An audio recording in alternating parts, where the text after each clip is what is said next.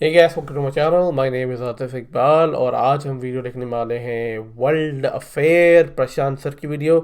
और चल के ये वीडियो देखते हैं, आके देखते हैं क्या बात हो रही है इस वीडियो के अंदर। और अगर आपको ये मेरा रिएक्शन अच्छा लगे तो ज़रूर कमेंट सेक्शन में जाके आप फीडबैक दीजिए।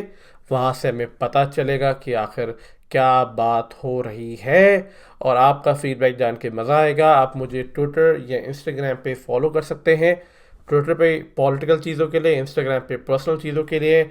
और मेरे आपके जैसे और हज़ार लोगों से अगर आपको जुड़ने हैं, मल्टीपल लोग हैं, मल्टीपल पर्सनालिटीज़ हैं, मल्टीपल आइडियोलॉजीज़ हैं, मल्टीपल थॉट प्रोसेस हैं, उनके साथ group calling, group chatting, group texting, group में साथ में म्यूज़िक सुनना, ग्रुप वीडियो कॉलिंग, एक ही वीडियो को सारे लोग देखना, आप जो है उसके लिए मेरा डिस्कॉर्ड का सर्वर ज्वाइन कर सकते हैं। उसका लिंक मैं डिस्क्रिप्शन में दे दूंगा। बहुत मज़ा आएगा।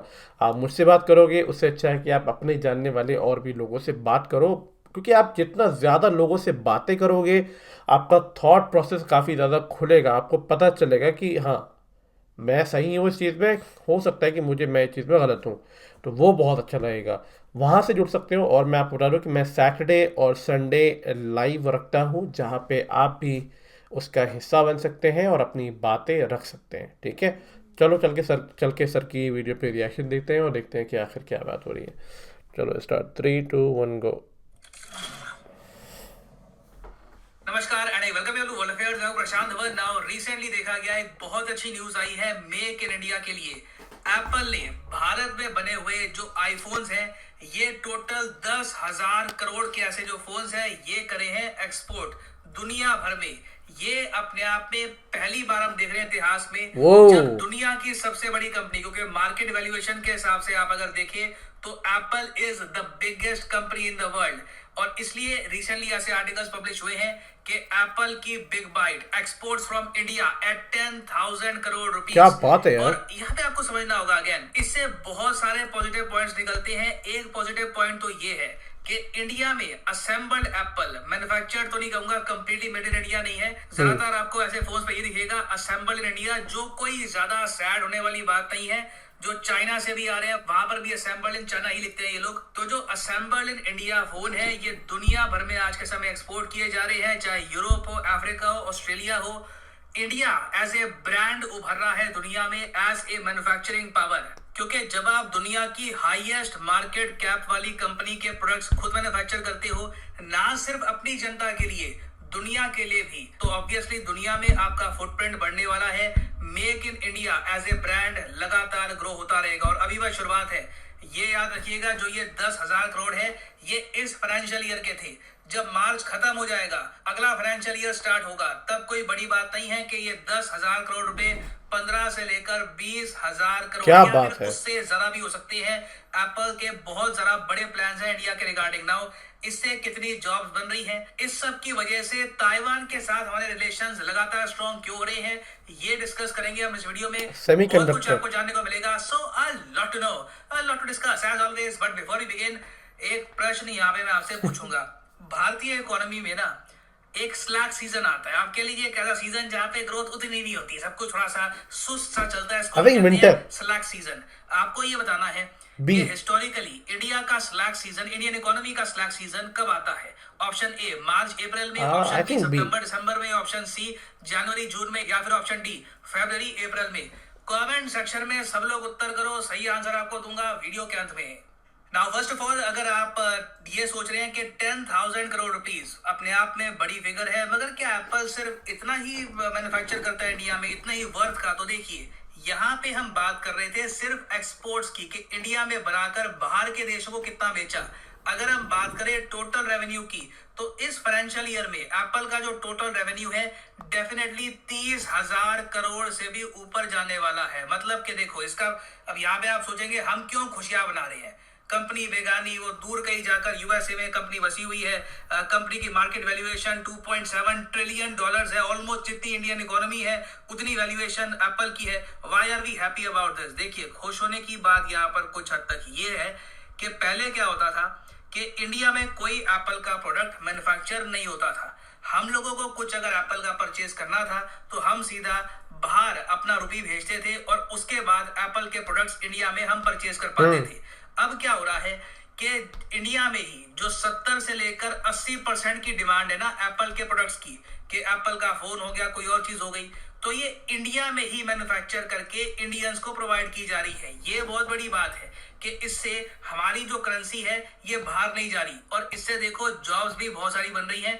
क्योंकि ये एज्यूम मत कर लेना कि इंडिया में असेंबली तो यही होती होगी, दुनिया भर से ये पार्ट्स ले आते होंगे, इंडिया में बस फिट करने हैं। नहीं, इंडिया में बहुत कुछ ये बिल्कुल ग्राउंड जीरो से भी मैन्युफैक्चर करते हैं। फॉर एग्जांपल जो एक कैमरा बनाते हैं, उसके अलावा जो यहाँ पर ग्लास स्क्रीन होती है, बहुत से कंपोनेंट्स हैं आईफोन के जो कंप्लीटली आज के समय इंडिया में मैन्युफैक्चर किए जा रहे हैं। अच्छा। और इससे जॉब्स कितनी बन रही है इंडिया में। देखिए एप्पल के जो वीपी है, वाइस प्रेसिडेंट, इन्होंने यहाँ पर ये क्लेम किया था कि इससे इंडिया में क्रिएट की जा रही है 10 लाख नौकरियां डायरेक्टली और इनडायरेक्टली। क्योंकि हो यहाँ पर क्या रहा है, एप्पल खुद तो मैन्युफैक्चर करता नहीं है इंडिया में, एप्पल काम लेता है वेंडर से। एप्पल बेसिकली क्या करता है, प्राइमरली इनकी ताइवान में मेजर कंपनीज हैं, उनको ये लोग कहते हैं कि आप लोग वियतनाम में, इंडिया में, चाइना में जाओ, और जगह जाओ, वहां पे मैन्युफैक्चर करो ये फोन्स, ये हमारी ब्रांडिंग लगाओ, ये हमारे स्टैंडर्ड्स हैं, इनको मीट करो and export them, sell them to the consumers, खुद भी कमाओ, हमको भी खिलाओ। और एप्पल के जो 2 बड़े वेंडर हैं, इनके बारे में आपने सुना होगा, फॉक्सकॉन, विस्ट्रॉन। नाउ फॉक्सकॉन, मैं आपको ये बता दूं, ये ताइवान की बहुत बड़ी कंपनी है। तो जैसे जैसे एप्पल का विस्तार हो रहा है इंडिया में, फॉक्सकॉन का भी विस्तार हो रहा है इंडिया में। तो इंडिया में हम क्या देख रहे हैं कि फॉक्सकॉन लगातार अपनी इन्वेस्टमेंट बढ़ा रहा है और लोगों को नौकरी दे रहा है। और अभी तो ताइवान की एक और बहुत बड़ी कंपनी है पेगाट्रॉन, ये भी इंडिया में कह रहे हैं कि $1 बिलियन से भी ऊपर का अमाउंट इन्वेस्ट करेंगे। और ये सारा पैसा कहां पे जाएगा, बिल्डिंग्स बनाएंगे इंडिया में, मैन्युफैक्चरिंग फैसिलिटी बनाएंगे, लोगों को रोजगार देंगे। क्योंकि ताइवान की बहुत सारी कंपनीज को ये समझ आ चुका है, दुनिया भर में एक्चुअली में जो भी एप्पल के वेंडर्स हैं उनको समझ में आ चुका है कि इंडिया बनने वाला है ग्लोबल सप्लाई चेन का बहुत ही बड़ा हिस्सा। मतलब कि इन द फ्यूचर अगर बड़े स्केल पर आईफोन बनाने हैं, आईपैड बनाना है, लैपटॉप बनाने हैं, एप्पल का कोई भी प्रोडक्ट बनाना है, तो उस पूरी सप्लाई चेन में बिना इंडिया के काम नहीं होगा। और जी हाँ, मैंने यहाँ पर आईपैड भी बोला है। एप्पल ने एक्चुअली पीएलआई स्कीम के अंडर ये कहा सरकार को कि जैसे मोबाइल फोन के लिए आपने PLI scheme, production linked incentive scheme launch करी थी, वैसे ही आईपैड और लैपटॉप के लिए भी कर दो। ये लोग चाहते हैं कि ये जो आइटम्स हैं ये भी बहुत ही बड़े स्केल पर इंडिया में ही मैन्युफैक्चर करे। क्योंकि पीएलआई स्कीम से होता क्या है कि एप्पल जितना मैन्युफैक्चर करेगा उतने इनको इंसेंटिव मिलेंगे, उतनी सरकार इनको छूट देगी टैक्स में, और तरीके से इनको प्रॉफिट दिया जाएगा। तो सरकार ने एप्पल को सिंपली ये कहा है, आप बढ़ चढ़ के भारत में इन्वेस्ट करो, भारत में मैन्युफैक्चर करो, भारत की जो ह्यूज मार्केट है वहां पे अपना सामान बेचो, और फिर इवेंचुअली जो सामान आप इंडिया में बना रहे हो ये इंडिया से बाहर भी जाएगा, बाकी देश भी इसको परचेज करेंगे। ये ऑफ कोर्स काउंट होगा इंडिया के एक्सपोर्ट्स पे। आपको पता होगा कि इस साल इंडिया मान के चल रहा है कि पूरे साल में हमारे जो गुड्स का एक्सपोर्ट है ये $400 बिलियन जाने वाला है। क्या जिनमें बात जो है। ये फोन है, जो एप्पल के फोन्स हैं, ये भी छोटा सा रोल प्ले करेंगे। छोटा सा रोल होगा बट डेफिनेटली एक रोल इनका भी यहाँ पे आपको दिखेगा। और हाँ, ये भी याद रखिएगा, जब एक कंट्री एक देश में जाकर मैन्युफैक्चरिंग करती है और उनका एक्सपीरियंस अच्छा रहता है तो फिर वो लोग और वेंचर में भी कूदते हैं। फॉर एग्जांपल फॉक्सकॉन ताइवान की कंपनी है, ये लोग एप्पल के लिए मैन्युफैक्चर करते हैं आईफोन्स। इन्होंने इंडिया में एंट्री करी, अच्छा एक्सपीरियंस हुआ, देखा कि ठीक है यहाँ पर भी कोई ऐसी कोई प्रॉब्लम तो नहीं है, जैसे चाइना में मैन्युफैक्चर होते हैं आईफोन्स, यहाँ पे भी कर सकते हैं। अब ये लोग क्या कर रहे हैं, सेम अपना जो एक्सपीरियंस है इंडिया का वो यूज करेंगे सेमीकंडक्टर बनाने के लिए, चिप्स बनाने के लिए। उसके लिए ये पार्टनर कर रहे हैं इंडियन कंपनी वेदांता के साथ। ये जो सेमीकंडक्टर वाली बात अब की जा रही है ये शायद पॉसिबल ना होती अगर फॉक्सकॉन ने इससे पहले इंडिया में ऑलरेडी मैन्युफैक्चरिंग का एक्सपीरियंस ना गेन किया होता। तो ये देखिए अभी शुरुआत है, इवेंचुअली इंडिया एक बहुत ही अट्रैक्टिव मैन्युफैक्चरिंग डेस्टिनेशन बन के उभरेगा दुनिया भर की मेजर कंपनीज के लिए।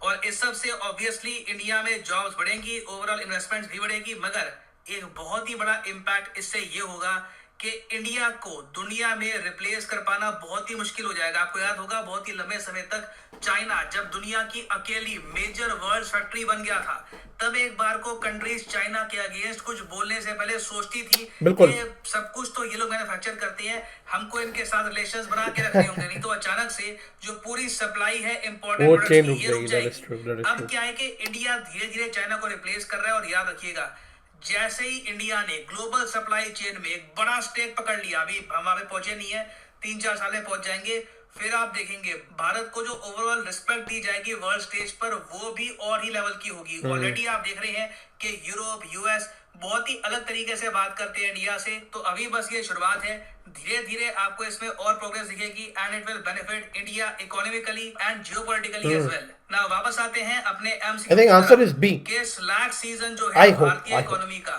ये कब आता है। तो सही उत्तर इसका है ऑप्शन सी, जनवरी से जून तक, क्योंकि यहाँ पर बारिश कम होती है, ओवरऑल पानी की कमी महसूस की जाती है। इंडिया आज भी एग्रीकल्चर पे काफी तक डिपेंड करता है, इंडिया की बहुत बड़ी आबादी डिपेंड करती है एग्रीकल्चर पे फॉर एम्प्लॉयमेंट फॉर इनकम। तो सिंस वहां पे थोड़ी सी प्रॉब्लम आती है तो रूरल डिमांड कम हो जाती है। तो इसलिए कहा जाता है कि जो ये जनवरी से जून का टाइम है ये होता है थोड़ा सा स्लैक सीजन। इस वक्त आप अगर देखें तो हम इंडियन इकोनॉमी के स्लैक सीजन में हैं। एंड फाइनली यहाँ पर मैं ये भी ऐड कर दूं कि आप अगर किसी भी एग्जाम तो finally the video has been over, और यहाँ पे काफ़ी ज़्यादा एक एप्पल का अच्छा यहाँ पे वो देखने को मिला है यहाँ पे कि इंडिया इतने लार्ज नंबर पे एक्सपोर्ट कर रहा है। आई एम प्रीटी श्योर आने वाले टाइम पे इंडिया और भी ज़्यादा एक्सपोर्ट करेगा, और ओवरऑल आई थिंक बहुत ज़्यादा फ़ायदा करेगा इस, दैट्स फॉर श्योर। और इंडिया की इकोनॉमी और ज़्यादा ग्रो करेगी, और ज़्यादा ग्रो करेगी। So that is wonderful. तो ये चीज़ एक बहुत अच्छी न्यूज़ है।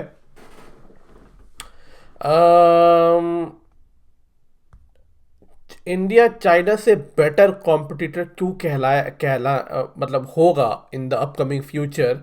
इसके पीछे रीज़न ये है कि चाइना में मेनली लोग इंग्लिश बोलते नहीं हैं, तो that is one of the reason. तो चाइना सर्विस प्रोवाइड नहीं करता है, चाइना से प्रोडक्ट मैन्युफैक्चरिंग प्रोवाइड करता है, सर्विस इंडिया प्रोवाइड करता है। आप चाहे माइक्रोसॉफ्ट, डेल, ये बड़ी बड़ी कंपनियों के आप कॉल सेंटर्स देखो, ये सर्विस प्रोवाइडिंग वो देखो, तो वो इंडिया है।